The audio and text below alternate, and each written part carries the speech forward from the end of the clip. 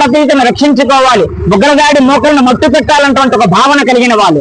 ఒకటి వాస్తవం, మనకి దైవభక్తి ఉండి మూలదండం పెడితే కాదు, మూలమైనటువంటి భారతీయ తిరిగిన వాడు చాలా గొప్పవాడిగా జీవించగలగాలి, అజ్ఞానాన్ని అక్రమాన్ని ఎదుర్కోగలగాలి. వివేకానంద స్వామి ఒక మాట అంటారు, దేశభక్తి లేని వాడికి ఏ భక్తి ఉందన్న నమ్మొద్దు, వాడు నటిస్తున్నాడు అంటారు ఆయన.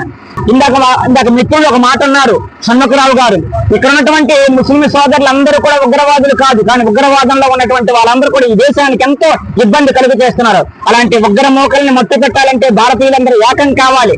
అందుకు మనకి నాయకుడు అనేవాడు ఉంటే కాదు, నాయకుడికి ధర్మబద్ధత ఉండాలి, నాయకుడికి భారతీయత ఉండాలి, నాయకుడికి ప్రజల సంక్షేమం కోరుకునే లక్షణం ఉండాలి. అలాంటి ధర్మబద్ధమైనటువంటి భారతీయత కలిగినటువంటి నాయకుడు మనకు ఒకడు ఉన్నాడు. ఆ నాయకుడు మోదీ గారు. ఆయన ఆనందంగా ఉంటూ భారతీయతలో ప్రజలకు కూడా సంరక్షణగా ఉన్నారు. అందుకు మోడీ కేవలం నాయకుడే కాదు, ఈ దేశాన్ని రక్షించే వీరుడు. అలాంటి వీరుడు మనకు ప్రధానమంత్రిగా ఉన్నారు కనుక అలాంటి ఈ దేశాన్ని రక్షించే నాయకులందరికీ కూడా మనం సపోర్ట్ చేసి మన భారతీయతను నిలబెట్టుకొని మన యొక్క వైభవాన్ని, మన భారతీయ వైభవాన్ని తిరిగి మనం పొందుతూ భారతీయులుగా జీవిస్తూ మనం ధన్యులం అవుదాం. భారత మాతాకు, భారత మాతాకు, భారత మాతాకు, భారత మాతాకు.